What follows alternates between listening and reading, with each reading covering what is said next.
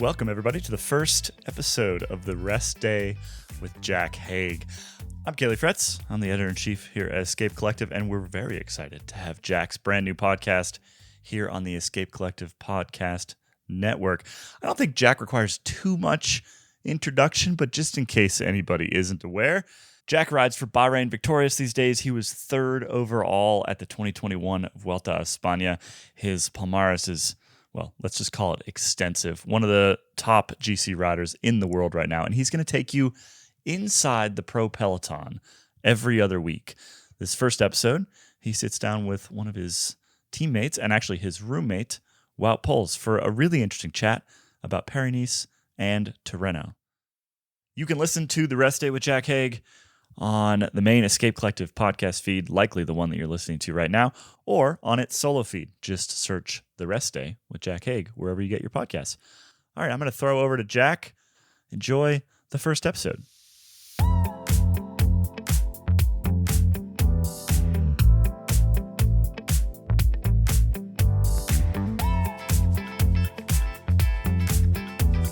All right, this is going to be the first episode of this new series I'm doing on the Escape Collective called The Rest Day with Jack Haig.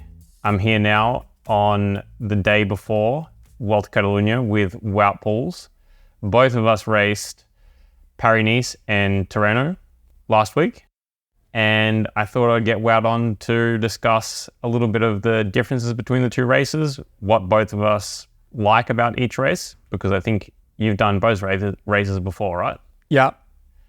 I was looking on Pro Cycling Stats. I think you've done Tirreno 8 times and Paris-Nice 3 times. I think that's correct, yeah. Well, how about we just start off by talking about this year's race?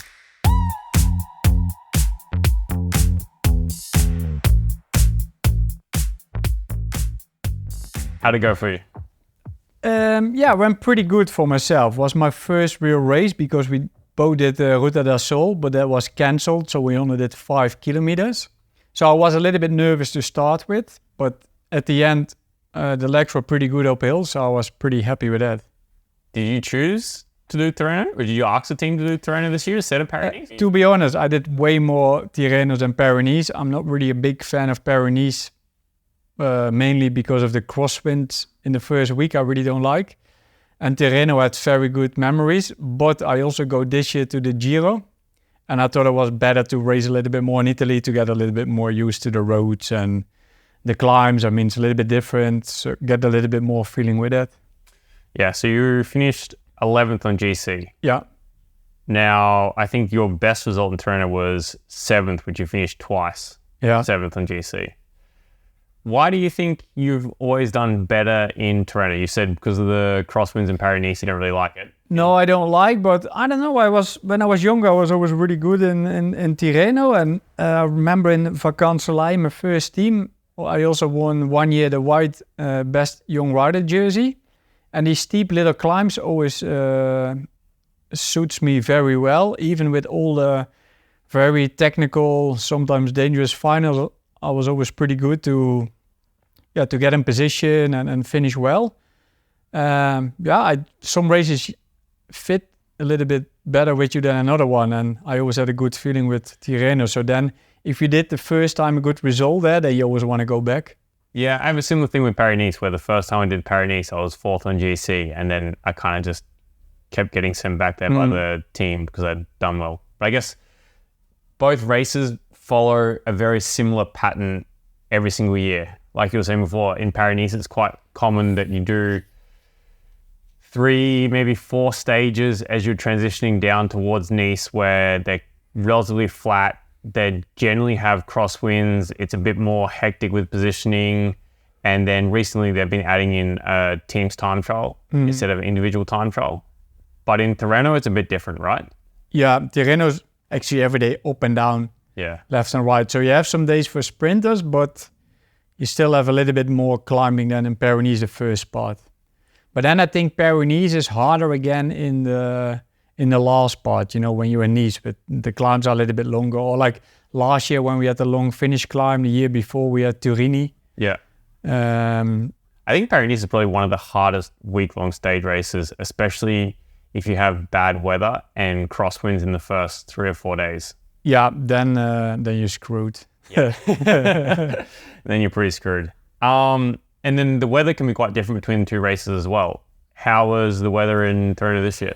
Wasn't too bad, especially not if you compare it to Paris-Nice. There was like really, I think, a lot of rain. We had one day a lot of rain, but that was okay. Luckily it wasn't too cold. And then another day, a little bit of rain. But yeah, Tirreno can be like, it's 50-50. Or you have okay weather or like more rain, more cold days. It's, the time of the year that you have to be a little bit lucky with that. Yeah, people always like to joke about Paris-Nice when they call it the race to the sun. And then some years it is the race to the sun. And then other years, I've also done the final stage around Nice in the rain twice now. And it's not very enjoyable. No, I'm always saying the weather was really good there because I live there and train there. And it's always good. But when Paris-Nice comes, the weather is like that weekend is always bad. I think they should put that race 1 week later. Oh, it's the same with the Monaco Formula One, though. Every now and then you get a wet Yeah. one. It hasn't rained for a month. And Yeah. it's just on the exact day that they have the Formula One. Yeah, that's perfect.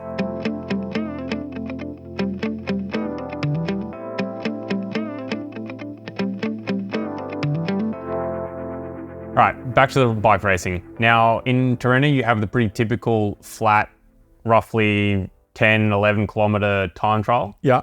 This year was stage 1. Sometimes it's the last stage, right? Yeah, so in the past when I did it, was always the last stage. Now they changed it. I think they changed already before. One time with a team time trial the first day, and I was IT. Yeah. And I guess one of the maybe more controversial things that happened was the new helmet from Giro that Visma Lease Bike released. Yeah, that was one of a kind. Because we had the team's time trial in Paris-Nice the day after you guys had the individual time trial. And I remember waking up in the morning on the Monday. We'd already done one stage in Paris-Nice because 8 days compared to 7. And I saw on Twitter a photo of one of the Visma Lease Bike riders with the new helmet on. And I quickly sent it to a friend. And I said, I'm not sure whether they're trying to have like a fake image or a meme or something, or whether this is a real helmet.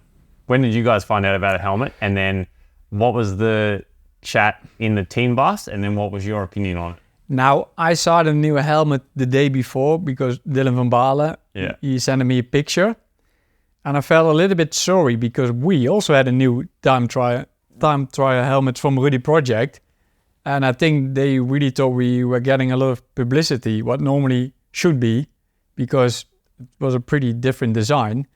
But then Jumbo came and I was like, I felt really sorry because I was like, there's our media campaign is going to Visma. But my opinion about the helmet, at the beginning when I saw it, I was like, oh my God, what is this? But then if you really looked into it, and nowadays what you want to create is like that you close the front with your arms in your head, and to think like, hey, why we don't make the helm bigger and close that gap instead of doing a weird position with your arms or going deeper or higher or whatever. So I thought someone thought very well about it. No, I think it's pretty cool. And there's a lot of controversial takes on the helmet on social media, but I actually really like the cool innovation and thinking outside of the box. So I think in cycling, we're so conservative, like the bikes haven't really changed that much, and to have some cool, new, innovative design is actually kind of nice. But it was also very weird to see the UCI reacting even after it was approved, that they saw the, I guess, outrage on social media, then all of a sudden said they need to re-review the helmet. No, I agree with you. I think it was so out of the box thinking that no one thought about to do it like this, that I was like, I quite appreciated that people are thinking different and try to find faster things. And it was interesting with the UCI that they first say, because they said it's allowed to race with it, and then you see all the comments, and then it's like, we're going to review it. I'm like, or you okay with it or not? I mean, if it's safe, if it's, that's the main thing, of course. And then, if you agree with it, then... Yeah, we're coming back to the Rudy Project helmet. We were talking about it before, that we almost feel bad for Rudy Project and the team because they worked a lot on building this new helmet for us, and they did a special like camouflage paint job on the helmet. But I think in the end of the day, no one really cared or saw our TD helmets. No, I was a little bit sad, but because I think it's a very good helmet they made. Yeah. Like, if you look at in the neck part on the back, everything close over there, and they also really thought about it and trying to create a really fast helmet, and I think they did, but it was a little bit of shame. Visma came with this massive new helmet. Do you follow Paris-Nice when you're in Tirreno? Little bit. I always check the results, and I think I almost text you every day how you were, because my interest to you is always a little bit more than the rest, I have to admit. But it's not if something really weird happened, you're going to watch it back. But normally I just check the results. Yeah. And sometimes we can see the final because we were finishing earlier than you guys. So then we could see the last, 15 kilometer, 20 kilometer. Yeah, I don't think I saw any of Tirreno live. We had to start really early because of the television. Yeah, I generally just check pro cycling stats, and then I don't actually see some. No. But it seemed like Jonas and Jumbo were pretty dominant, and it probably wasn't that interesting. And if you look at social media a little bit, people weren't that excited about Tirreno. No, I have to say the pace was really high. I think it was a really hard race for myself. I think for the whole peloton, because mainly how Jumbo was controlling the race with the pace. And then how Jonas was going on the last climbs, that was pretty impressive. What do you think about the Jumbo team and Jonas going forward now? Obviously, I don't know what he does next for racing. Pesesco? I have no idea, actually. Yeah, well, we have Pogačar here. Yeah. It'll be interesting to see how he goes here compared with Jonas Screwed again. in Tirreno. Because they obviously dominated both races, like when with Matteo Jorgensen in Paris-Nice. But it didn't seem to be such a dominant team performance like they had in Tirreno, because Matteo was a little bit alone, a little bit more, and we had a few more people in Paris-Nice. Like, were you surprised by Primoz, actually, in Bora, not doing better? Yeah, I thought he would straight away, boom. Yeah, me too, actually. I kind of expected him to... But maybe he has to adjust, new team, new teammates. Maybe you have to settle in. I mean, he was not bad, but he was also not I think people expected a little bit more.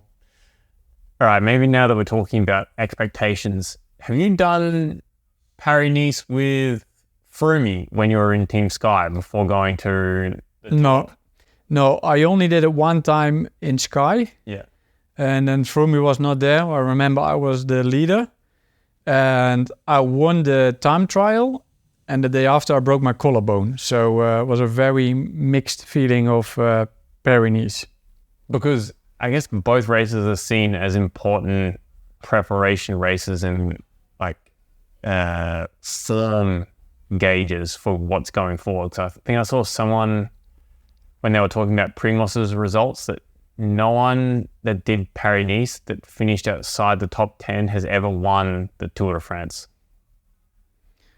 Wait, so I think Primoz didn't finish top 10, and they were saying that from the people that do Paris-Nice, you have to finish top 10, otherwise you've never gone on and done and won the Tour.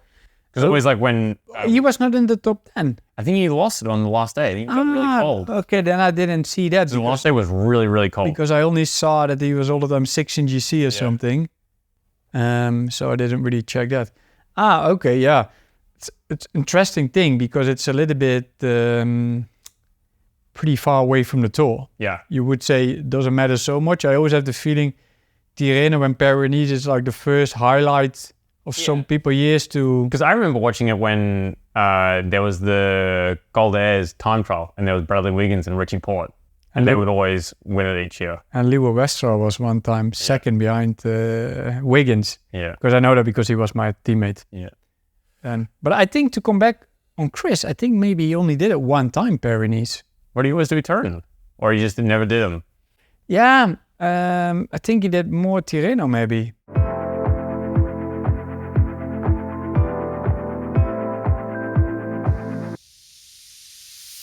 Now, coming back to the final stage of Paris-Nice, you live in Monaco and you know all those roads really well. And we had such bad weather during Paris-Nice that I think everyone got so cold on this last stage because we started on like the beachfront on the promenade in Nice. And the forecast was that from like midday onwards, it was going to be sunny.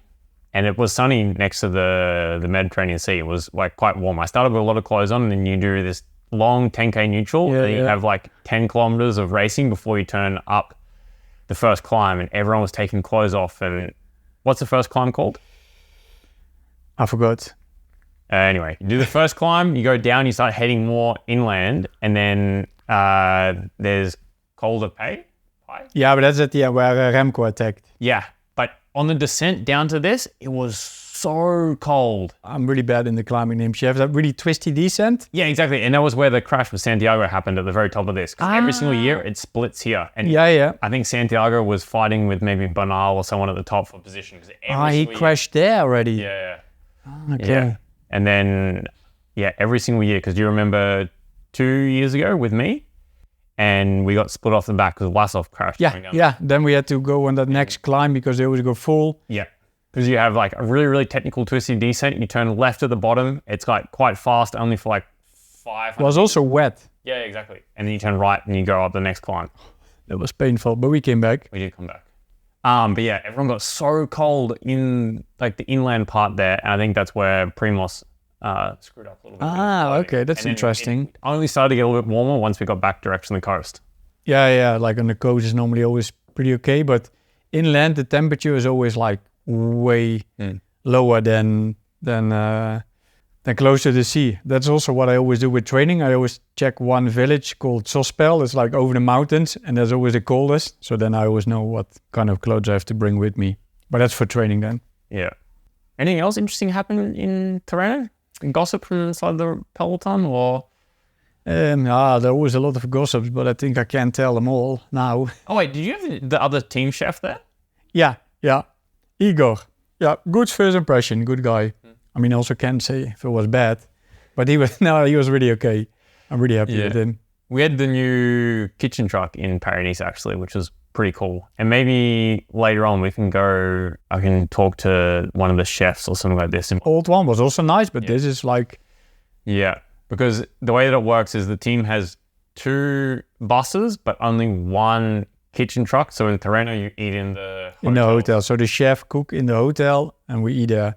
Yeah. But there was some trouble with some hotels. They always do a little bit difficult for the chefs to use their kitchen. One day he really had to hurry because he was not allowed to go in the kitchen till 7 o'clock. And there was no one in the kitchen from 6 o'clock, but he was just not allowed to go in. Yeah, so we always get quite lucky. And always the Paris-Nice program gets the kitchen truck because generally the food in the hotels are more difficult in France compared with Italy. Yeah, the hotel food in France is pretty average. Yeah. You have any long transfers? Because we had some pretty long transfers in Paris-Nice actually. Yeah, it was not great because 1, we had it to start early because of Paris-Nice, and 2, we had some really long transfers. So what I think that was the first time in my career, what I did was having breakfast in the bus. And I really don't like to do that, but otherwise it was like waking up at 5:30 in the morning. Oh, that's early. Now, a little bit later and eat in the bus, but breakfast in the bus not so nice because then everything is, I don't know, it doesn't feel like a normal breakfast.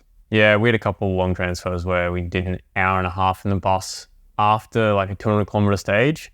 And then again, the next morning, we also did an hour and a half in the bus to the start of the next stage. Because I guess in Paris, you go from Paris to Nice. Yeah, but we also had, for example, one day we had, it was a semi-mountaintop finish, and we had to go 20 kilometer back by bike on a rolling road. Took us 50 minutes to get from the finish to the bus. That was ridiculous. That was really... Oh, wait. Talking about finishes. So, you know, in Paris-Nice, we had the day that was shortened. Yeah. The Saturday, the day before the final stage. So the forecast was for like really bad weather, snow, rain, and then we have the CPA group. Yeah. And they rerouted us up a new climb we weren't going to use in the original route. And in the CPA group, the buses couldn't get to the top. Mm-hmm. And then the organizer promised there was going to be tents to get changed. Let me guess, there was one whole party tent for the whole peloton. So we do this stage. Luckily, it wasn't raining at the end, but it was raining during the stage, and it was so cold and wet. You get to the top of this 15-kilometer climb, and there's just all the team vans, like the multi-vans, parked there, and there's like one black little like 4x4 meter tent, and all of us are just getting changed basically in the dirt on the side of the road to then get into the vans because the buses couldn't get to the top, and then like it just ended up being this whole mess. And at this point, I think most guys didn't even care. Some of us got changed at the top. I kept my like semi-wet bib shorts on, and then just like put an undershirt and a massive jacket on, and then sat in this car. But sometimes to keep the bib short on is the worst to get saddle sore.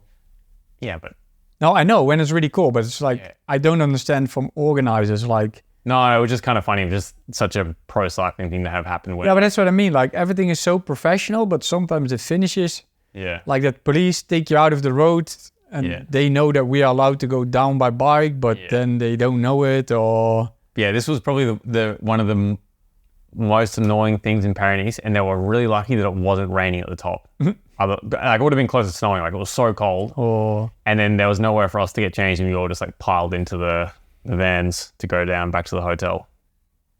At least you did some heat training in down under for the cold.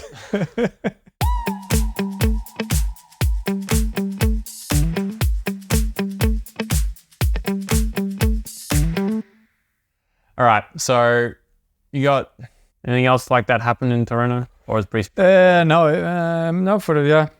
everything was pretty straightforward there. They're two different events actually, because one's organised by RCS and the other one's organised by ASO. Do you feel the difference?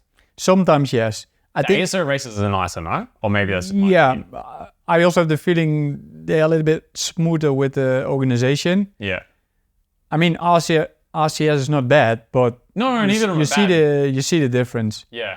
I think actually I'm not sure which organization is bigger. I think the ASO, because they also not only do cycling. I have to say with the RCS, I have no idea if they also do other things next to cycling. I always like the feeling of the ASO races. They just seem a bit more professional. Like you always structured. Yeah, exactly. A bit more maybe organized. Yeah, maybe a little bit. Yeah. Because you do Paris-Nice and like Dauphiné is also ASO. Yeah, I always have the feeling with Dauphiné, it's a little bit. How do you say that? Also for the organization, the first big test again for the tour. Yeah. Like that to put everything on sharp. The people who work on the floor for the race, like the mortars, the building up the finish lines, everything. Like it's like a little bit like an XM. I guess before we get too off topic talking about Dauphiné. Yeah, that's about it, to be honest. Not much else happened other than the controversial TT helmets. And we had two nice wins in one day with the team, with Santi and Phil. True, actually. That was like really cool. This is true. Santiago won mountain stage in Paris-Nice, and then Phil won the sprint stage on exactly the same day. Yeah, pretty impressive sprint what Phil did, because it was a little kick uphill. It was really strong of him. Yeah. It was really nice. And then Jumbo repeated that, but just with a GC. Yeah, true. But I have to say Santi was flying around there. Yeah, Santi got really unlucky with that. He crashed twice in Paris-Nice. And the first crash was on the stage that Skelmoser won. On the Friday. And he got a bit unlucky because I think he crashed and he slipped out, and then he didn't really hurt himself, but the Di2 went into crash mode. Yeah, and then it's difficult shifting. Yeah, and then he couldn't really get back, and there was that like false flat downhill section that was really fast and he lost a lot of time. And then he crashed on Sunday at the top of this, fighting for position before it was technical downhill. Yeah, that's cycling now and then. Yeah. All right. Well, I might wrap it up there and then catch up with you at another point during the season. When I'm a bus driver or... And we can check in and talk about some other things that happen. Cool.